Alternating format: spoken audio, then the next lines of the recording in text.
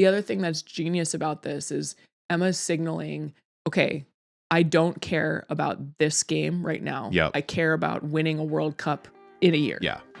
I also care about winning a World Cup in 5 years. Yeah.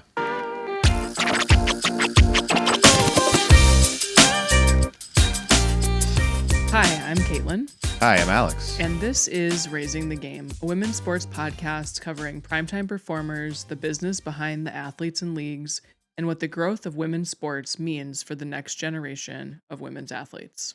We're back this week. We've got quite a bit to handle here. We've got WNBA preseason starting up. Yep.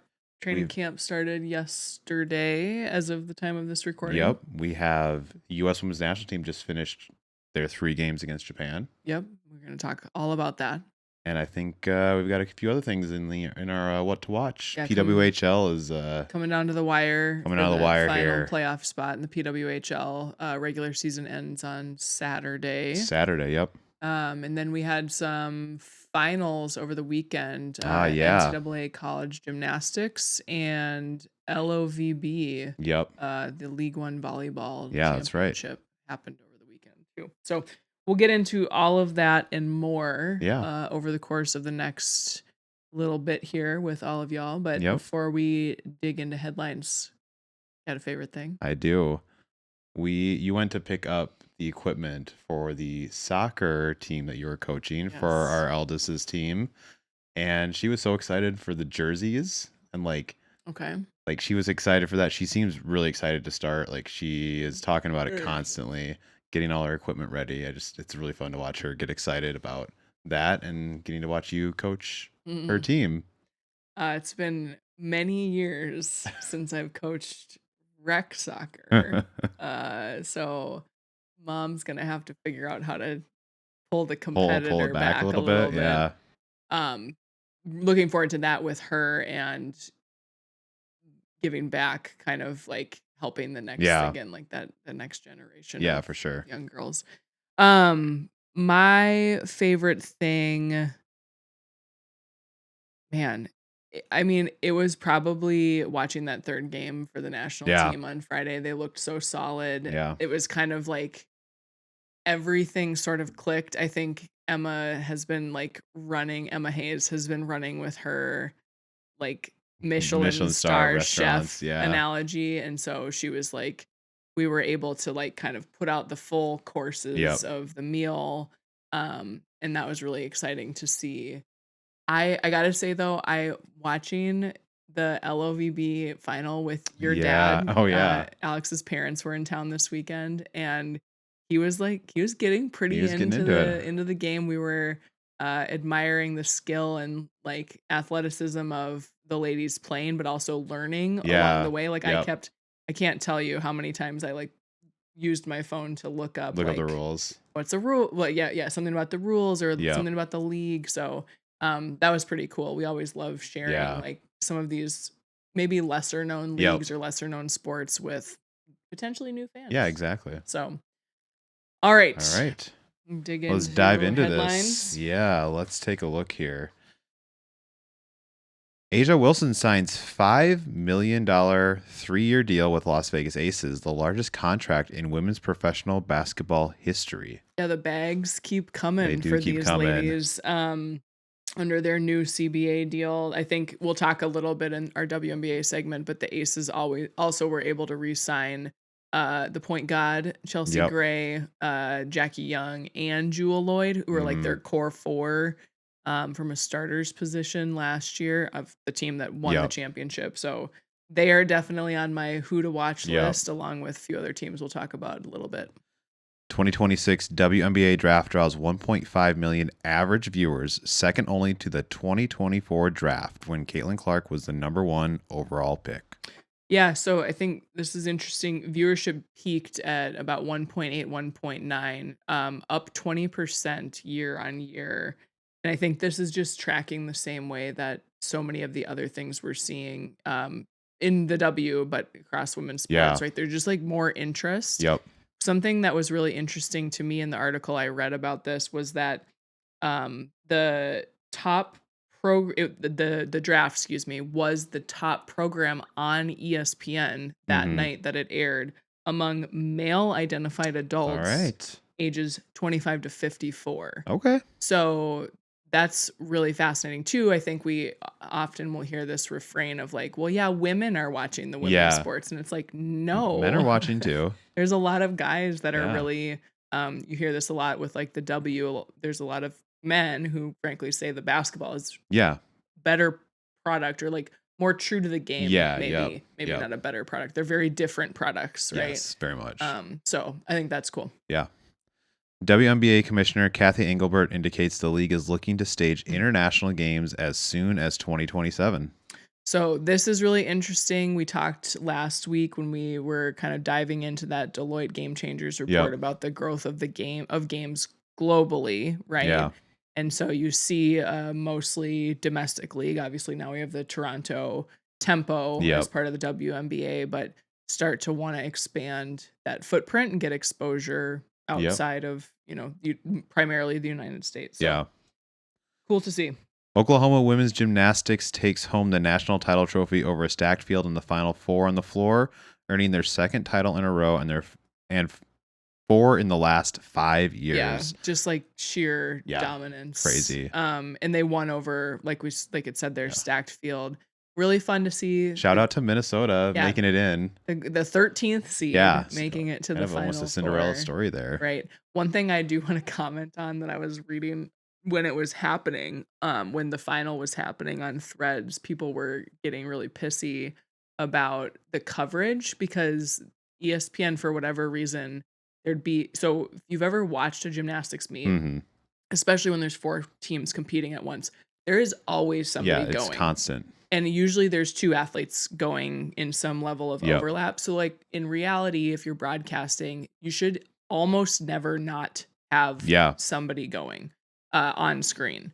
And they do split screen and things like that. And people were mad because I think for the Gophers, I think there were turns. So when they're doing a certain element, right, where you're supposed to have 6 athletes go, and you'd see 1 on the broadcast. And so there's a lot of calls for like, you got to clean this up, like even it out. So interesting. Bummer. LOVB Austin clinched back-to-back championships in Golden Set match win over LOVB Salt Lake in front of a sell-out crowd. Yeah, this was like I said, learned so much about this. They play a 2-match, like, I don't know, it's not a tournament, but like it's 2 matches. You don't just play 1 match for the championship. And Salt Lake had won the first match on Thursday. So they came in kind of ahead. If they had won the match, they would have won the championship. Yep. Austin was down. Like they went down 2-1, had to win that 4th set. They did. And then they ended up winning the 5th set to force what's called a golden set. Okay. So then they play 1 set to 15 to determine the champion. That's crazy. And they just owned them. So they kind of turned it on there. But this was Madison Skinner is like the big kind of star player on Austin. Is she the one that's also part owner of Austin? I don't know. Or is that a for different? Sure. Okay, I'd have to look that. No, I thought that was with the Omaha team. Yeah, I think it might be Omaha. This is like her 4th championship in 6 years between college because they won, like Alex said, back to back for Austin, and then she was at Kentucky and Texas and won national titles there. Crazy. So she was. If you ever want to watch somebody really good at volleyball, right? Go watch her. This is crazy. U.S. women's national team ends 3-game series against Japan with emphatic 3-0 victory after a gritty 1-0 defeat in midweek. Yep, we'll talk about these in a little bit here. In other international women's football competition, England took down world number 1 Spain in the quest for 4 early birds to the 2027 Women's World Cup. And when Alex said early birds, he meant early bids. Early bids. Early bids. Yeah, I put an R in there. Yeah. we'll talk a little bit about the different qualifiers, which teams have qualified for the World Cup and what's remaining to go. What's interesting in Europe is the top 16 ranked teams in UEFA, so the European Federation, they play in what's called League A pools, and they play in these 4 League A pools, and the winner of each of those pools advances. Okay. And then the remaining teams from those League A pools go drop down to play the teams from the B and C pools in another round of tournament. So like you really save yourself a lot of stress and anxiety by winning these pools. And England now is ahead of Spain in their pool. We're halfway through, so there's still 2 more games to play. Germany and Denmark also won over the weekend in their pool, the respective pools. And I think the Dutch are at the top of the 4th one. So definitely an interesting breakdown. Lots more to go for qualifying the rest of 2026 here. PWHL playoff picture tightens heading into the final week of regular season play, with Montreal locking up the number 1 seed, Boston with the number 2, and Minnesota with the 3rd seed, with a battle for the final playoff spot between 3 teams going down to the wire. I have a small breakdown in the what to watch, so we will talk about it. Okay. PWHL surpasses 1 million fans in in-person game attendance for the first time. So I was just reading about this, and it sounds like they did this in 46 games less than what they had projected. That's crazy. So they obviously run these projections, and we talked about a couple weeks ago, maybe it was even last week, about Stan Kasten, one of the advisory board members. And he was saying that like the growth is ahead of schedule. Yeah, they're on forecast. And so this is one thing that's pointing to like that schedule being ahead of that schedule. Excuse me. We say it every week. They are about to announce expansion teams at any moment. I don't know how it hasn't happened yet, frankly. Yeah. 3 Winter Olympians, Alyssa Liu, Hillary Knight, and Chloe Kim, headline Time Magazine's 100 Most Influential People list. Yeah, I didn't really explore the rest of the list. I'm sure there's other athletes there, but that was pretty cool, especially considering the clout that those 3 kind of brought from a media attention, storyline, all that kind of stuff throughout the Winter Olympics. And WSL is reportedly looking at a calendar shift from spring to fall season to European style fall to spring framework. This is interesting. So the MLS voted last year to make this change. So the MLS is playing its final season right now in the spring to fall timeline. As you can imagine, the Men's World Cup is this year. And so that season gets super disrupted by that, right? And so the argument is switch the calendar so that we're better aligned with the international major tournaments, right? The Olympics and the World Cup. And honestly, it's doing that depending on who's hosting, or also the other league that might be playing, right? The NWSL is going to get disrupted this year for the Men's World Cup. The Players Association right now is pushing back on this, and they're kind of arguing that like we don't have the right infrastructure to do this and play really high quality soccer. It's kind of funny. Like I'm surprised the MLS did this. So I was thinking that too, and I was like, Minnesota in February. Yeah, they had to have made like I don't know how they decided like that was a good move. You think of like European countries, and it's like their climate is so different than ours. It does not get that cold, or frozen, frankly, in the months that they play in the majority of the countries that are in that. So that is going to be something to watch. It would be weird to have the 2 leagues opposites. Yeah. But also maybe helps potentially with scheduling if you're sharing venues. And then I also think about like the value of the how does broadcast and things like that work into it? Because you kind of maybe you could team up on the broadcast a little bit if they somehow were able to. Well, if they go, but like what's going to be interesting is you have right now they are together, right? MLS and NWSL, they are together. Then they're going to shift away. So I'm wondering, is broadcast going to say, no, we need you to be paired, or it's better for us to be a separate? So it's just really interesting to think about. Wild. All right, let's get into it. We are going to talk about this women's national team 3-game series against Japan. Okay, so last week they had played one game. Yep. We talked a little bit about that, but just to refresh our memories, that was a 2-1 win in San Jose, California. Goals in that one from Rose Lavelle on Yep. her 100th cap, Yep. with an assist on that goal from Trinity Rodman. And then Lindsay Heap scored on a goal on an assist from Rose Lavelle. That was Sophia Wilson's first start since October of Yep. 2024 after having her baby Gigi. She is the 18th Yep. mom to play for the national team, which is pretty impressive. I mean, we talked about it a lot, but let's keep celebrating it. It's Right. amazing. Yeah. And the average caps for these starters was around 56. Yeah. So I think if you've been tracking, they had some friendlies in January. I think the average caps was like six or something. And then we played She Believes, and I think it like crept up to like 30 or something like that. And now we're at 56. You had talked about like efficiency coming out of that game. They had 9 shots on goal with 9 shots with 3 shots on goal and 2 goals. It's like a really good ratios across the board. I sort of tracked that through the rest of the games here for us to think through. So talked a little bit about that game. We're gonna kind of group all of this together. So second game was a 0-1 defeat in Seattle, Washington. Yep.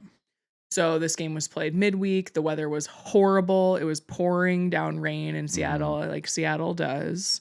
But that did not stop record attendance for a standalone women's game in Seattle. So they had over 36,000 people show up. It was the first time that they had been played in Seattle in almost 10 years. And I also learned that they have never won at Lumen Field. I saw that, and that is wild to me. Yeah, I saw that too. I was like, they have to have at least drawn. But then I'm like, they also haven't played there in 10 years. So maybe that's why they don't go back. I think the next stat also that you have down here was also wild to me, considering what we just talked about in the first game. The completely different starting 11. Yes. Yeah. So Emma decided, hey, I'm testing. I'm working out like how do these teams, pull the recipe together effectively. Completely different starting 11 than she had in the first game. Now, we're going to talk a little bit about this in a second. I'm going to talk about it. These games don't matter. Yeah. They do impact your FIFA rating and ranking and things like that. But like at the end of the day, they don't matter. They impact fans' feels. They impact feels. And I think I'm going to talk about that because it's important to think about. But she changed the starting 11. We now are at about 24 average cap, so half of what we had in the first game. For reference, just to put it in perspective, within a calendar year, these teams probably play on average like 12 to 15 games. Yeah. So when we're talking about in a cap is getting time in a game, right? So when we're talking about going from 56 to 24, you're talking about years of 3 to 4 year experience. average versus 1 to 2 year average. Yes. In the system, in the program, like that sort of thing. So it's significant. Now, the other thing that's interesting about the changing out of the full 11, that has happened only 9 times. 9 times for your Ferris Bueller fans. Yes. In U.S. Women's National Team history. Okay. Emma has done it 4 times. So almost half. And she's been there 2 years? 3 years? 3 years? Close. It feels like it's been 6 months. Yeah. She's still. So she came in right before the her 10th game was winning the gold medal in the 2024 Olympics. So 2024. So that was interesting. We saw Claire Hutton wear the armband, one of the youngest I think the youngest captain since like 2001. 2001 is the stat I had. Something like that. I saw a really sweet, like touching video of Lindsay putting the captain's band on her in the locker room. And I was like, and that is why I know we'll talk about Lindsay heaps. I always say this, her leadership, her grit, like the Yeah. way she shows up to lead on a Yep. field, I have massive respect Yep. for. And people, you can see the respect. You could see Yeah. Claire kind of being like, "Oh, this is like, Yeah. Okay. I think also just for reference, I believe she was the one who got the $1.1 million transfer. Was that right? Claire Hutton In did, the yeah, and then NWSL? she just signed an extension on that Oh, deal okay. for so the transfer fee was $1.1 Yeah, million that's dollars, right. and then she signed an extended contract for about 1.2. Okay. I believe it was over $1 million. Yeah. I know that. So also in this game, just a few quick stats. The US did have 67% of the possession, which defies some of the logic we think of when we play Japan. Usually it's like if you can own the possession, you can beat Japan. Yep. To me, like, this was just a messy game. Yep. When the weather's like that, Young team. Yeah.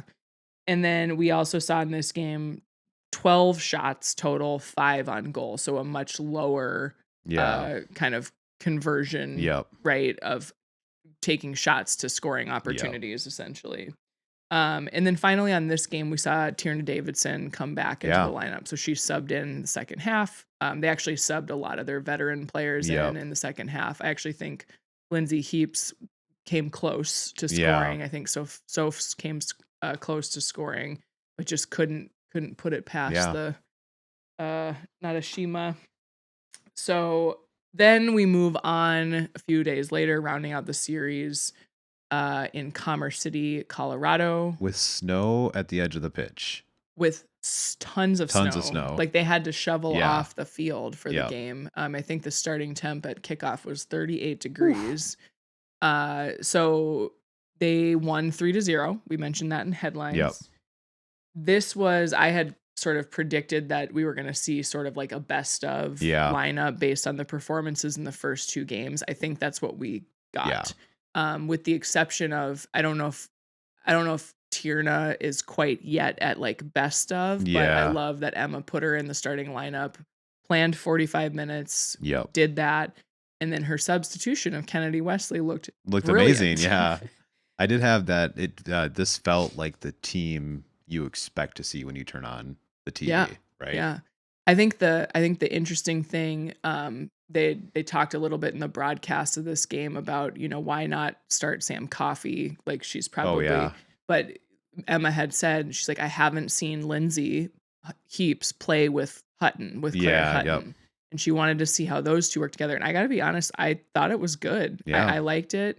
I still think Sam Coffey is one of the best sixes in the game right now. Like she just plays that position so well. But I like Claire's got a little bit more of Sam's kind of like a sit down and like anchor the offense. Claire's got a little bit more of a flow and a freeness to how she plays. So plus like fantastic to be building that skill set. Right. At her age. So this was also, I wrote down, this was the center back bonanza. So couldn't score a goal in the first half. I will say maybe the first like 15, 20 minutes was kind of like, what is happening out here? Like we look a little rusty. And then it was that second half of the first half, that last 25 minutes or so, where like you started to see the chances and the combination play working out. And I loved that momentum, but you also could sense the frustration. Like the team storyline throughout this year so far has been the national team's inability to convert. Right. And you had called that out. I did. Right. And so I think they were like, we're getting the chances. It's just not going in. And I have to imagine that Emma at halftime was like, there's this fine line of you're doing all the right things. But what I heard in some of the post-game press conference was like, you have to have conviction. You have to mean it when you do the right things, right? It's not enough to just do them and kind of go through the motions. You have to want to see the outcome happen. and I just like I love that. I love her. Yeah, So I have a little note about her later too. yeah. So we did see goals start in the second half there, subbed on Kennedy Wesley to pair with Naomi Yep. Girma and center back. That was how they had started the Yep. first game. So Tierna came out and almost right away off of a corner kick, you had Naomi Girma Yep. scoring her third international goal off of a Kennedy Wesley header back Yep. across goal on that corner. And then Wesley scored a goal off of a corner kick from Jaden Shaw. Like just a beautiful finish and like her joy. She was so excited. Her joy at scoring that goal was amazing. It was contagious. And then one of the most beautiful goals I've seen in a while, the slip pass from Trin to through the legs, but like perfectly angled to beat the defender into running on Rose Lavelle with the perfect finish. It's like one of those things where you get that perfect pass. You're like, please do not. This is like the best pass you've ever seen. You have to convert.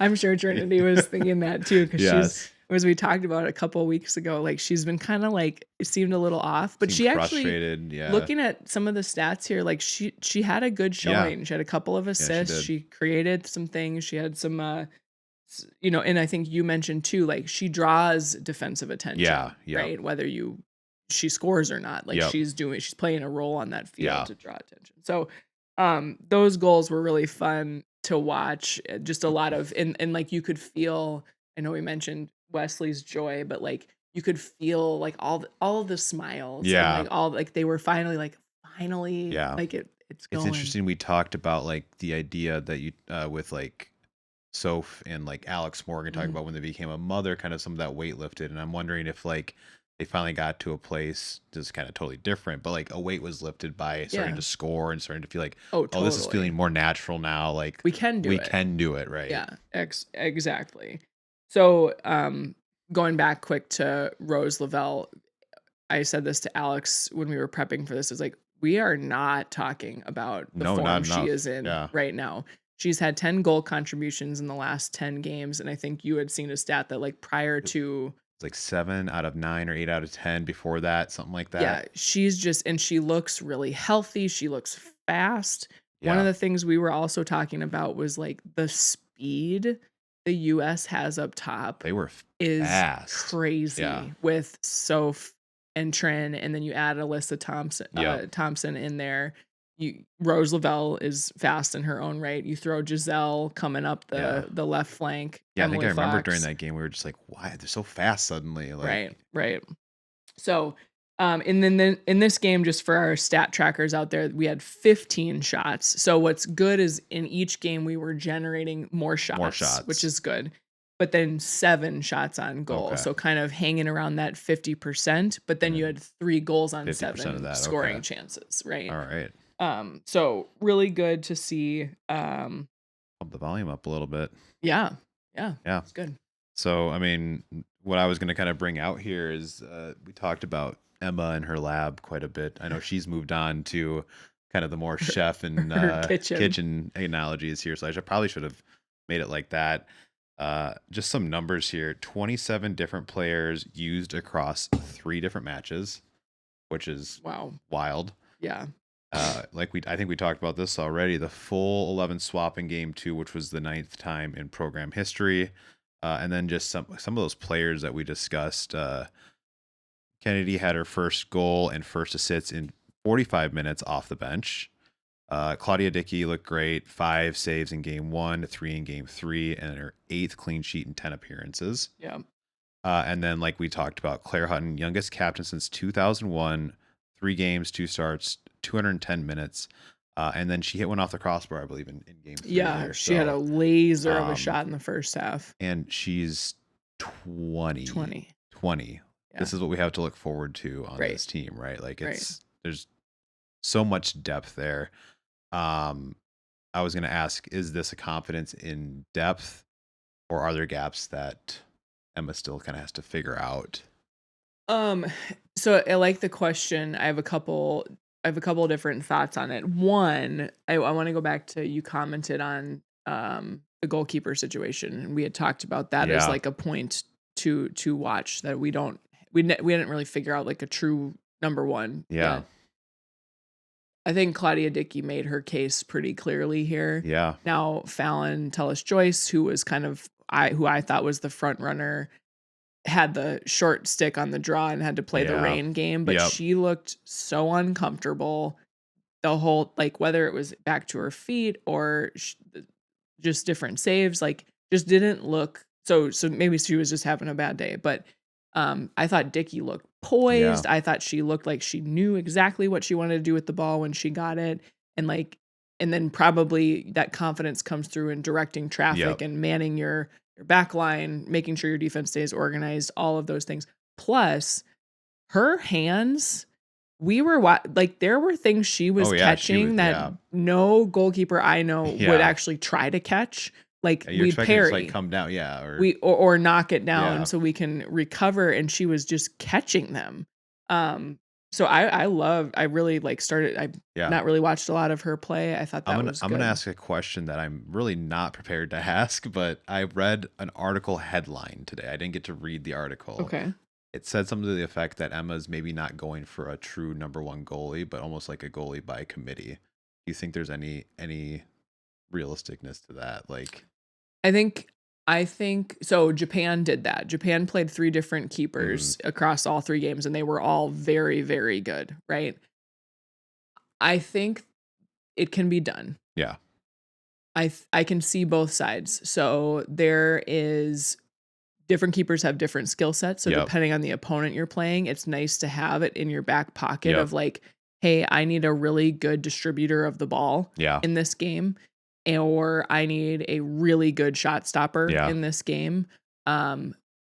My personal reaction to that is, I think of all of the positions on the field outside of maybe the center back,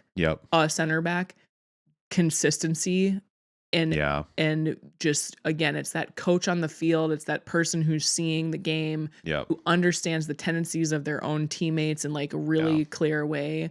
I think that helps. The more you play them, the more you're going to get that.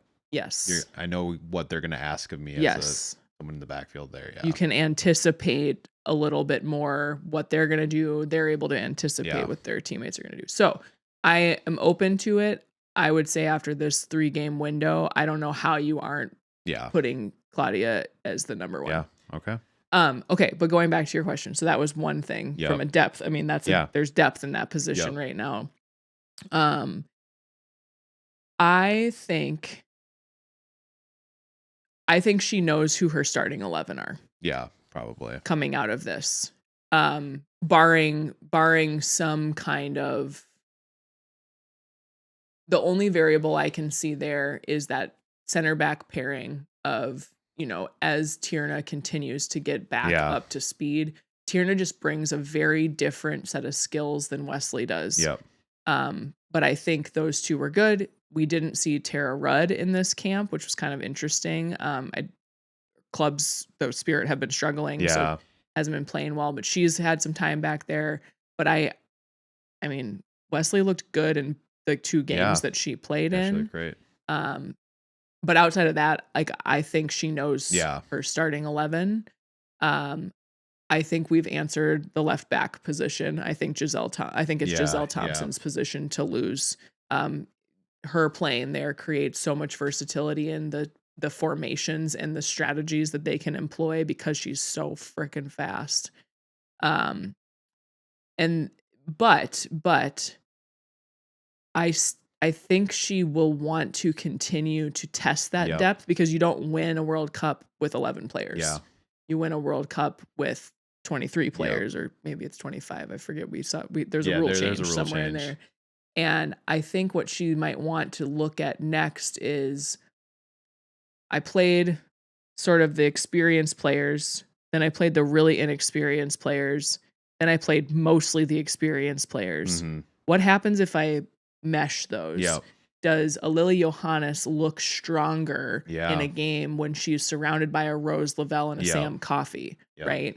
Like, does a trying to think of other players now. Did we see a Moultrie out there? Yeah, we did. Olivia Moultrie. That's one of them who I was thinking of. Avery Patterson, right? Like, even though I think of the places where she's going to play are probably in that midfield in the top line. I think that back four is set. Yeah. I think this kind of bleeds into your first point of our next section here. And something I'll say towards the end of our show, but I think Emma Hayes has put on a masterclass in the first however many games we've had this year. She's the best coach in the modern era. Yeah. I am just going to say it. I don't, there's nothing she's doing that you can't, like, she brings, and the thing that she does is she like brings people along for it. Yeah. Kind of like helps you understand like why. So what I was going to say is there's nothing that she's doing that you can really point a finger at and say like, what are you doing? Yeah. And so a couple of things that really have stood out to me.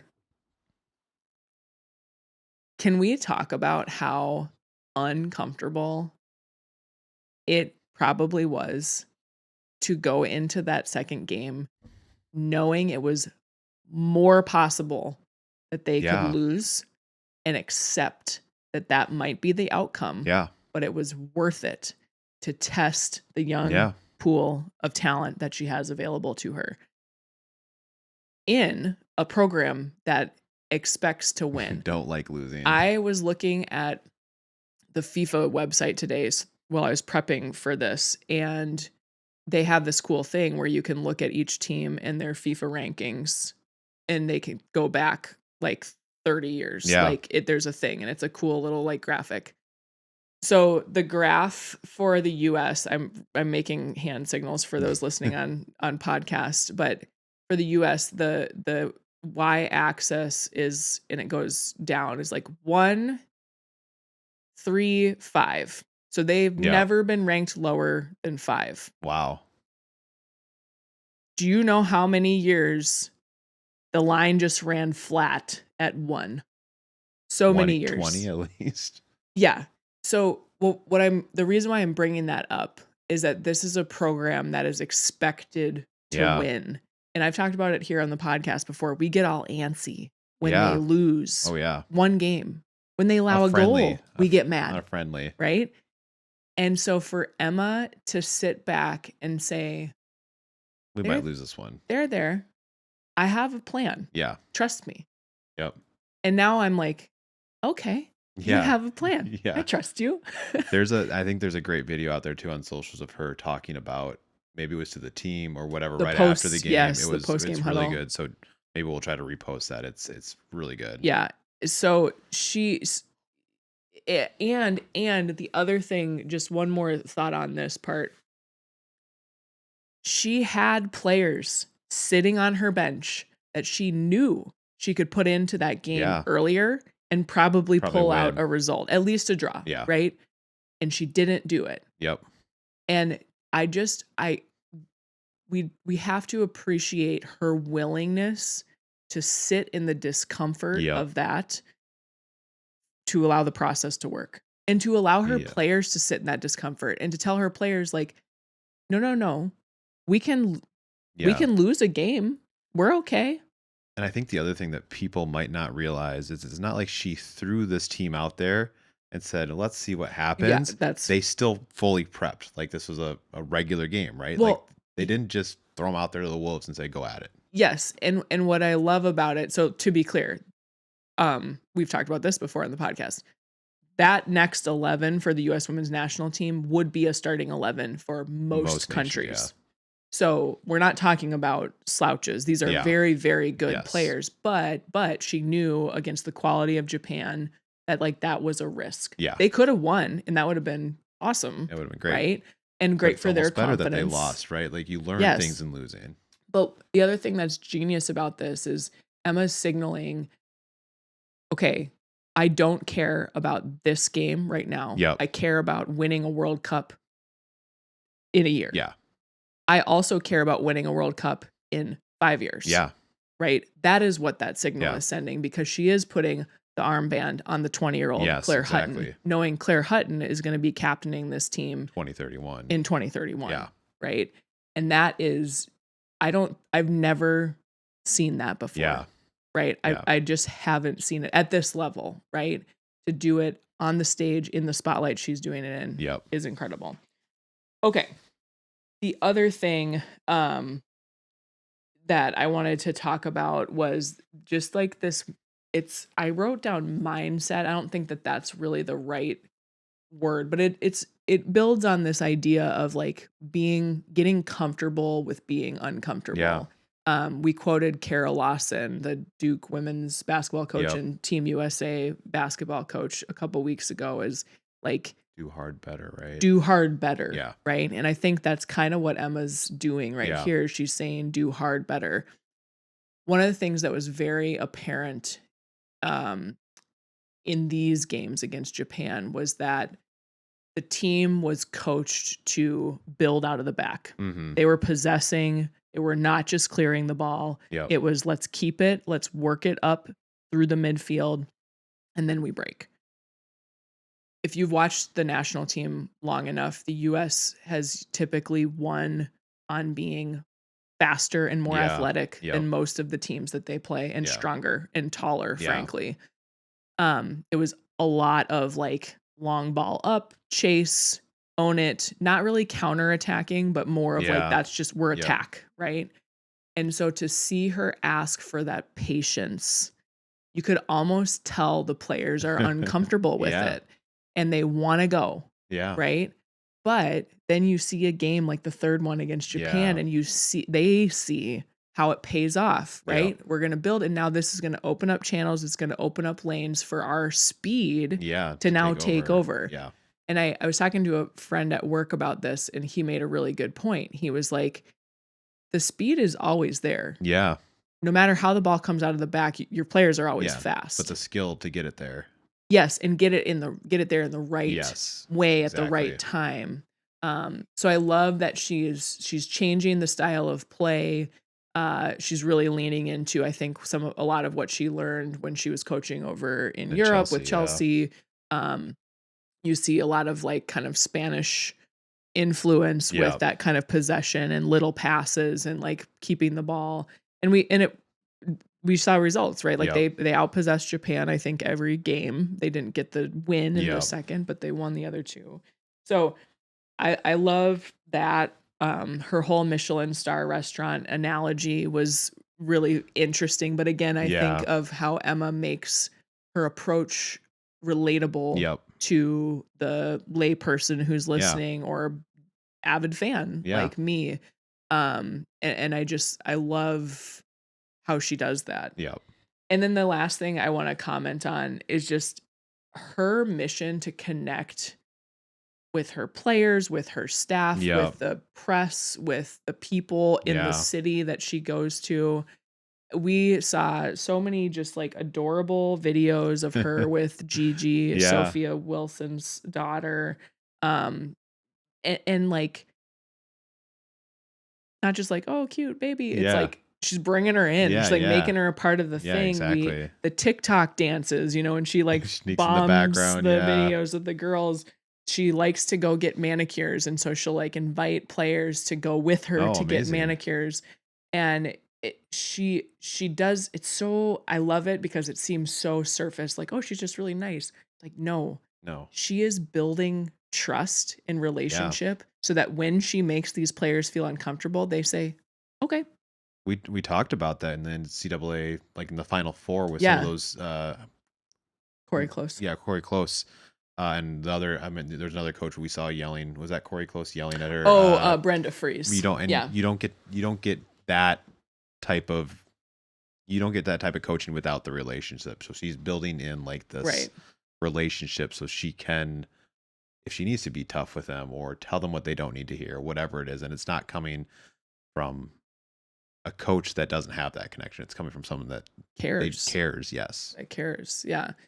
So and then I think the other part that I'll add is like all of the players they rave about her. Yeah. They talk about how fortunate they feel to be playing at the time that she is coaching this program.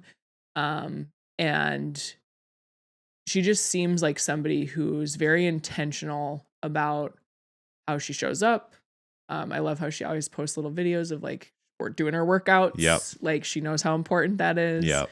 But so smart and like fiercely competitive, but like builds for the I love it so much. It's gonna be a good long ride, I think. I hope so. All right, what do we got next? We are gonna round this section out with just the remaining kind of what to expect for international soccer before we talk a little bit about WNBA here. Right. So there's a few remaining international windows this year. Early June, they don't have these scheduled, or they're not public yet, but they'll play 2 matches in early June. Then in early October, they have another 2 matches. I think because of the men's World Cup, I don't think there's something in between there. That feels like a long break, but I don't think there is.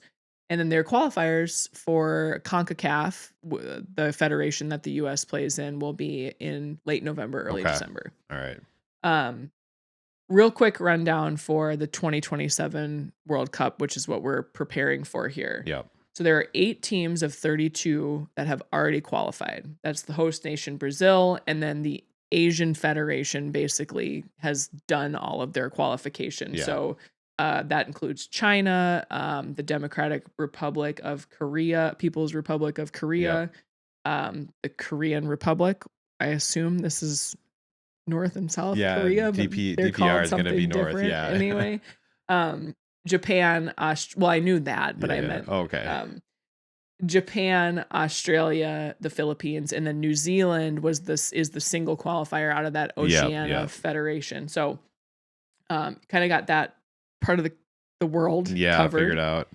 Still to come. So UEFA, that's the European Federation. They have 11 direct slots. We already talked about how 4 teams will qualify for those, and then an additional 7 will come out of that like extra pool play.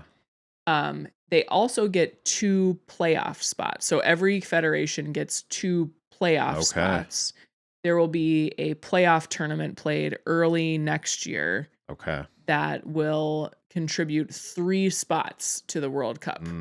So you can imagine you're putting, I think, 12 teams in there and top 3 go. Going out of 3, So that's UEFA 11 slots, 2 playoff slots. The African Federation, they play their tournament now. Remember, it was supposed to be in March. They moved it. And that is now slated to be played in July. They get 4 direct slots, 2 playoff slots.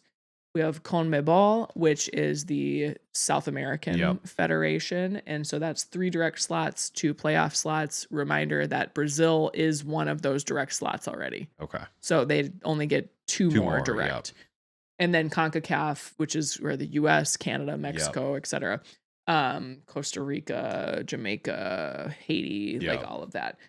4 direct slots, 2 playoff slots. So lots of qualifiers to come. Most of this should wrap up by the end of the year, and we'll have that World Cup picture kind of painted for us. But like we talked about with like the European Federation, like any chance to early qualify. You want to do 100%.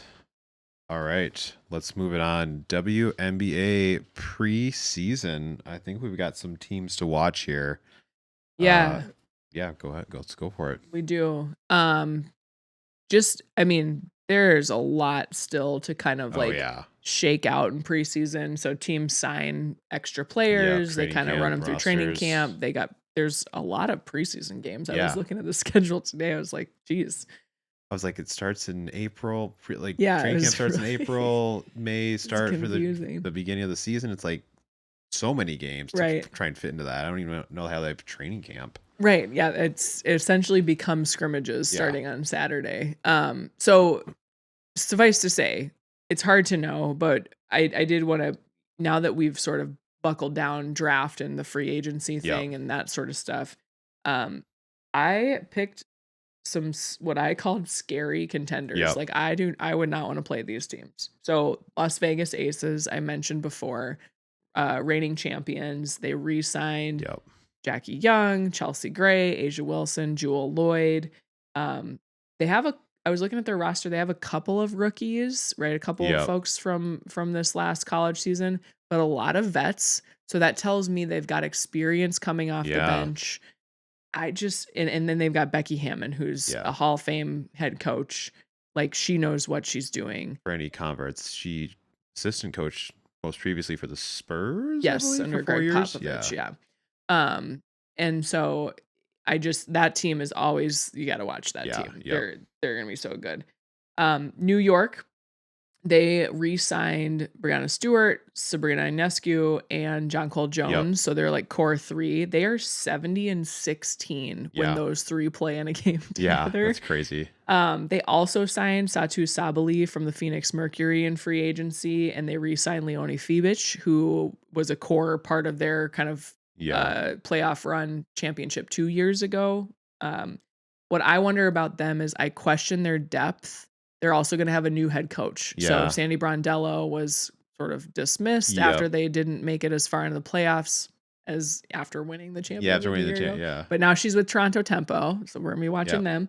But I wonder about the depth of their roster. The stat that I had written down was those 3 have 234 minutes over 15 games in 2025 due to injury. Yeah. So that's why high record, but that's why I question the depth is like, can those 3 stay healthy enough? Yeah. And then if they get hurt or just if they need a rest, right? Like, what do you have coming off the bench? Yeah, exactly. Right? And then my third team here, we've talked about this, Dallas, like their roster looks really good. Does the roster convert into play on the court? I don't know yet, but you've got Paige Beckers, Arika Gumbawale. You've got Alana Shepard. Yep. You've got, Alana Smith. And Jessica Shepard. The 2 of them mixed together formed one player. On my sheet, it says Lan and Shep. So I just merged them. They just signed Alicia Clark, who's like a super vet. She's won multiple championships, 13th year in the league, I think. And then I was looking at their roster too. I wrote this down as like unrivaled impacts, but they've got a bunch of players that like played in Unrivaled, have maybe some of that like chemistry from that. But Maddie Segrist, I remember her looking really good in Unrivaled. And then Isaiah James, she was like a huge disruptor in Unrivaled. Now, 3v3, 5v5, different game, whatever. I can take that argument. And then obviously AZ. Yeah, it's gonna be like really fun watching those first 5 or so games to see what's going on there. Yes. And I think their first game, like regular season, is against Caitlin Clark's Indiana Fever. So got that on our list down here. So those are the 3 teams that I would say we got to be watching for, see how they actually perform. Honorable mention for me, the Sparks look solid. They've got Kelsey Plum, Nneka Agumake, Cameron Brink. They had a couple she was other hurt last year. I think so. She's coming back from that. And then Minnesota.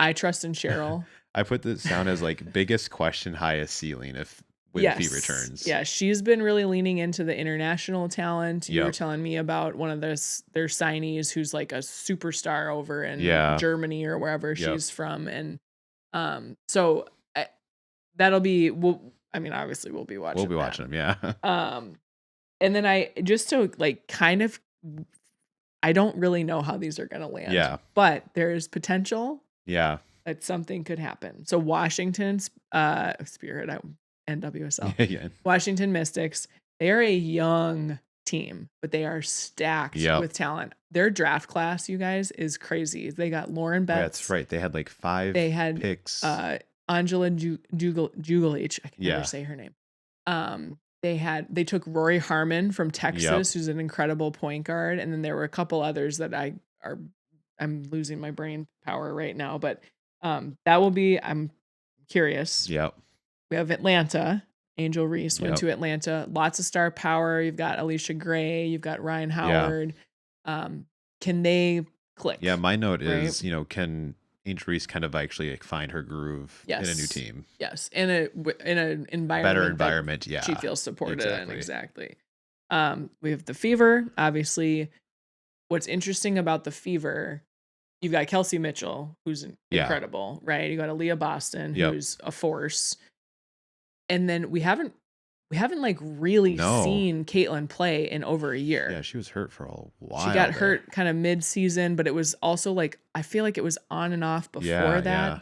And so I'm really curious to see her play. Yeah. Like it will be interesting. Feels like it's been a while. Toronto, we mentioned. I think for them, they signed a bunch of more veteran players. You've got Sandy Brondello, as we mentioned, championship winning head coach. But I think we've seen this like with the PWHL, just like the momentum and the environment that might kind of like Golden State did last year. Just like people love it. They want to be there. They're supporting it. I'll be paying attention to that for sure. And then Golden State. Yeah. I think they're sneaky. They kind of flew under the radar, but when I look at their roster, it looks strong. They obviously have all of that support out there. I love Natalie Nakase, their head coach. Yeah. Head coach of the year last year. Or coach of the year. So yeah, that's what I'm looking at. What I was kind of looking at here is I don't want to bring up like CBA discussion again here. I think we're going to maybe get into it a little bit though. This is the 30th season for this league, which is a huge milestone. There's a really cool video out there about goats. So check that out. 15 teams now. We've got 15 teams. Pretty amazing. Expanded. You have 5 ways to watch. We have NBC, USA, Prime, CBS, and ESPN. My note is you have to try to not watch the WNBA at this point. I think that's right. And I think it's hilarious that we still get jokers in the comments of our videos saying the same line from the NBA of the WNBA is floated by the NBA. And for some reason, that line said by the organization that doesn't open its books is just taken as gospel. And I'm like, we're in the 30th season. Do you think they would keep them around if they just kept losing money all the time? There's some benefit to this somehow league. There. And so I don't think people are putting it together. They just hear they don't make any money. So why are they still around? It's like, well, yeah, why are they still around? Do you think maybe they are making money? Why would it be around for 30 years? Here we are. Right. Yeah. And I think like we had one comment that was more thoughtful, I would say, around expansion and things like that. And we agree with expanding responsibly, so to speak, right? We understand the economics of like you grow too fast. Yeah. You run the risk of having to get rid of franchises, which has happened in the WNBA and the NBA. Yeah. Right. And so we understand that, but I think where we come from is like, to Alex's point, we don't really trust the source material. Yes, exactly. Because it's never been shared in full. And I think you ask a great question of like, well, why are they still here then? Yeah. And then, you know, you've got Kathy saying like, oh, we always wanted to be able to like pay the players the way we're going to be paying them, which tells me like you could have. Yeah, exactly. Exactly. Oh man, let's not go down the rabbit hole of her weird press conferences. I mostly wanted to bring this up to get a really cool clip for Instagram to get some of the jokers wound up in the comments. Yeah. The other thing is too, is like clearly you're engaging with it somehow because it's coming across your feed. Yeah, exactly. So we don't come across your feed unless you're talking about women's sports or you're thinking about it. Right. So Somehow. So we appreciate all of you. Yeah, we do. All right. Getting into the regular season. So the regular season will start on May 9th. May 9th. Thank you. Like Alex said, that first game is going to be a battle of the rookies, last 2 rookies of the year. Yep. Actually 3, because Aaliyah Boston's on the Fever too. Oh yeah, that's right. She's just sneaky. Last, I'll say, oh wait, was she a number 1 draft pick? I think they're just all together. All there. She just signed one of those epic rookie contracts, by the way. Like one a 6 point. Gotta go back and like up it. Yeah. So that's going to be on May 9th between the Dallas Wings and the Indiana Fever. Definitely be tuning in for that game.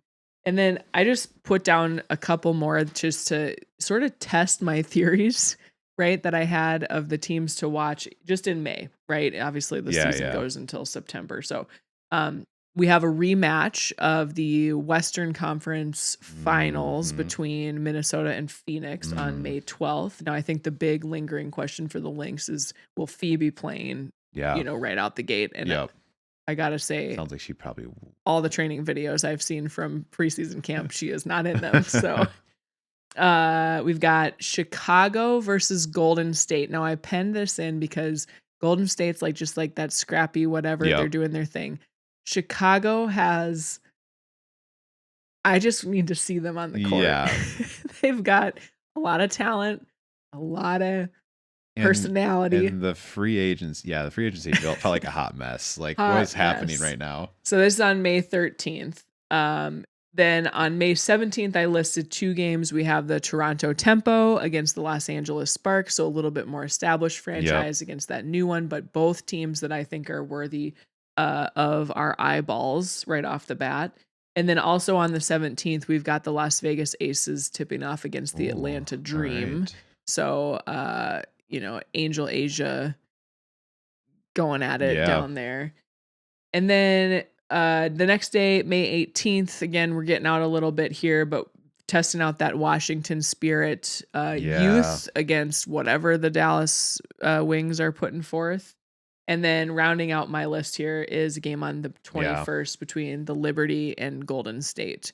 So these will all be good games, right? And like Alex said, like no excuse to not be tuning in. Watch them everywhere. The different it's like 5 channels. It's 5 channels. It was 5 channels. So we are really looking forward to that. I will be watching the preseason games to sort of see how they're going to be doing a lot of lab work, a lot of for sure recipe testing the next couple of weeks. We'll talk about it here too. We're gonna jump into what to watch. We're gonna talk that PWHL 4 spot again for the last time until we'll talk about who wins it next week. It might be won by tomorrow, but we'll see. So we have 2 games for each of these 3 teams left. Ottawa is at 39 points, Toronto at 37, and New York is at 34. So the math here is that Ottawa can just win out, seal it up. Toronto can win 1 if Ottawa loses 2. No. New York has to win 2 with Ottawa and Toronto losing out. Oh, okay. So they're like, So tomorrow you'll be listening to this. It'll be last night. Toronto will have played New York, so we'll know if New York is eliminated or not. Then we have Ottawa versus Boston on Wednesday at 6:00. Toronto versus Ottawa Saturday, the 25th at 1 p.m. Central, and then New York. I put New York versus Boston Saturday the 25th at 11 a.m. I accidentally put New York versus Saturday. It might be New York versus Saturday at that point. We'll keep an eye on that. Could end tomorrow for New York, but then still kind of a battle between Ottawa and Toronto the rest of the week. I kind of love this. I kind of love that when it goes down to the wire. Yeah, like they're literally going to have to play to the end. Yes. To figure out who's going to get that last spot, and I think it speaks to, like, obviously we had incredible. I mean, Montreal Victoire, like, so really freaking good. Froster obviously good. The Boston Fleet has been really impressive this season, but like there's some parity there, right? Yeah. Like there's kind of like those 3 competed all season long, kind of trading blows back and forth, and then the next 3, and then you had the expansion teams. Then if you look at another expansion this year or next, you have 1 or 2 spots opening up probably for playoffs, which is going to make it even more fun. Right. Probably into the end of next season. Yeah, I agree. So, and then, I mean, keep in mind too, I know we don't see these games on the schedule, but even for Seattle and Vancouver, they're playing for that golden draft points or whatever that system is. So. All right, WNBA preseason.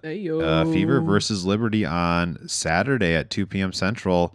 Caitlin Clark versus that new look roster with the Liberty.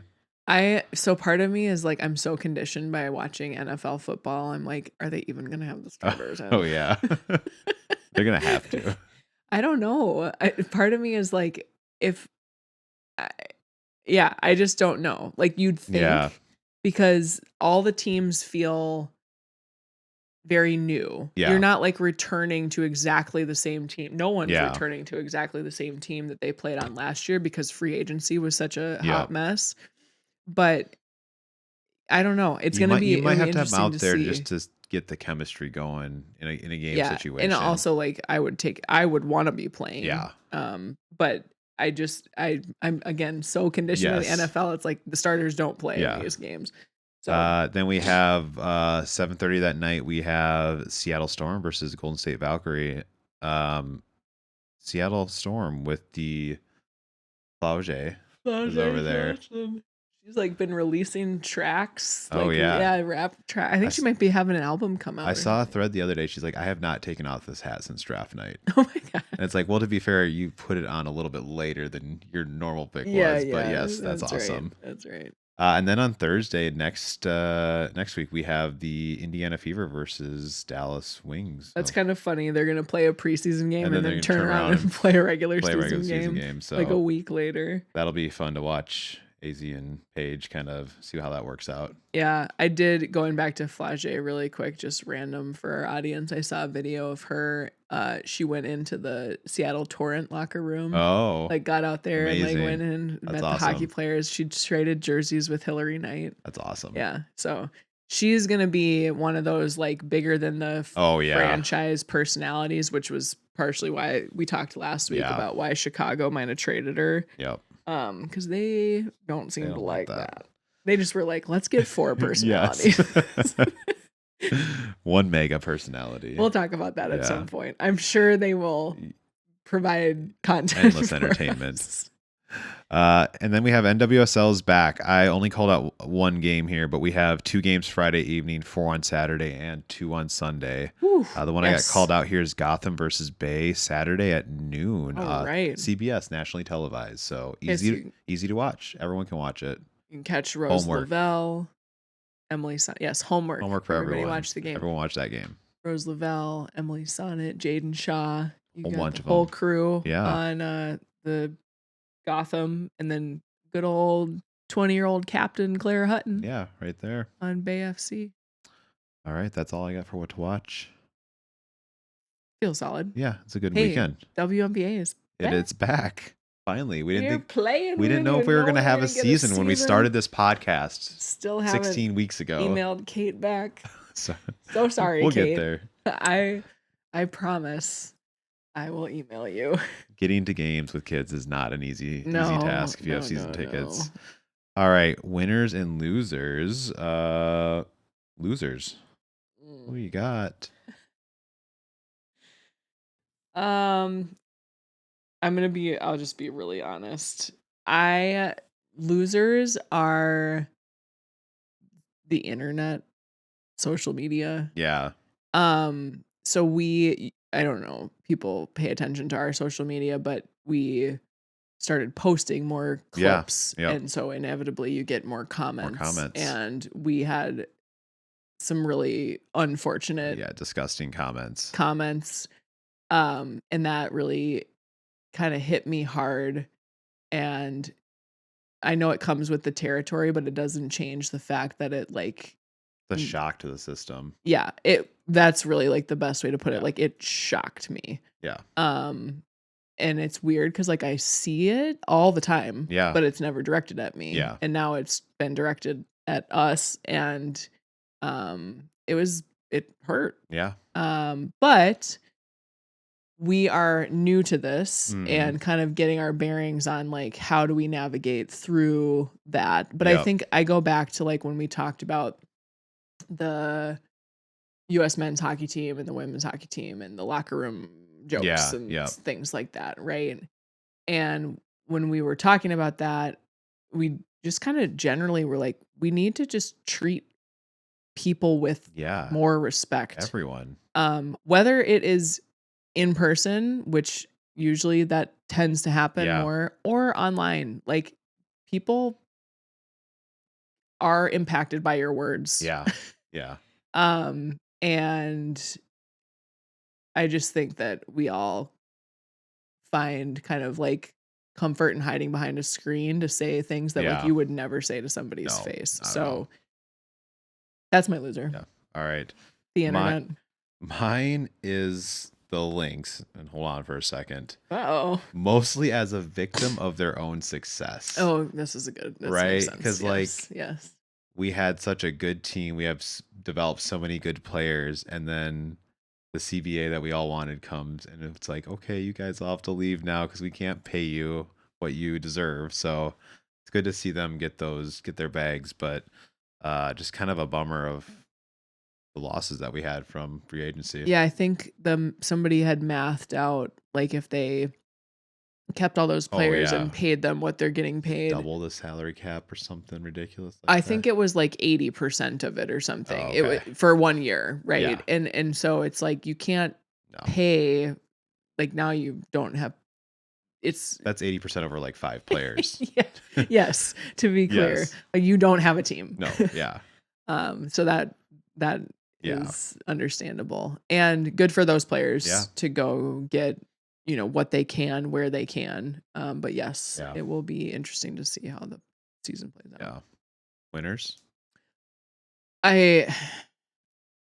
I'm trying really hard to think of another one other than what we can just say ours together at the same time. Reaction. Right? This is like Emma Hayes.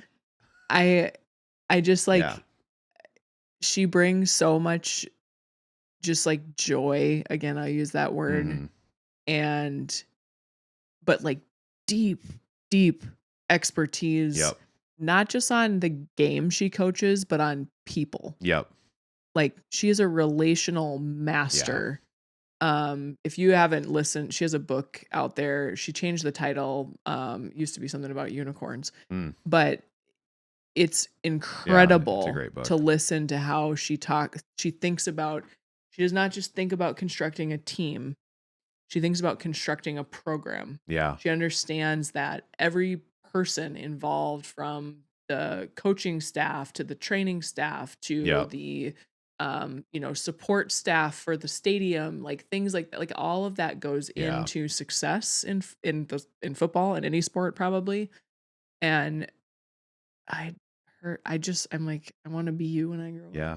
I just have that. It's a masterclass in coaching this year so far. Yeah. Like she took that loss, but now she knows what she has. Like, she has so many, just such a wide view of what she has right now and where to plug people in. And she'll keep doing some things, but she knows exactly what she has now and where to plug them in. It's going to be so cool to watch them, I think, succeed over the next, hopefully, year and a half. At least. Yeah. So, okay, good. Same page on that one. Emma Hayes Stan account. We'll change this forever to and ever. Emma Hayes Power Hour. My dream would be to interview her. Yeah. I'll manifest it today on this episode. All right. I think that's it for today. That's it. Where can they find us? Yeah. RTG_pod on Instagram and Threads, YouTube, rtgpod.com, and Raising the Game on Substack. All right. Till next week.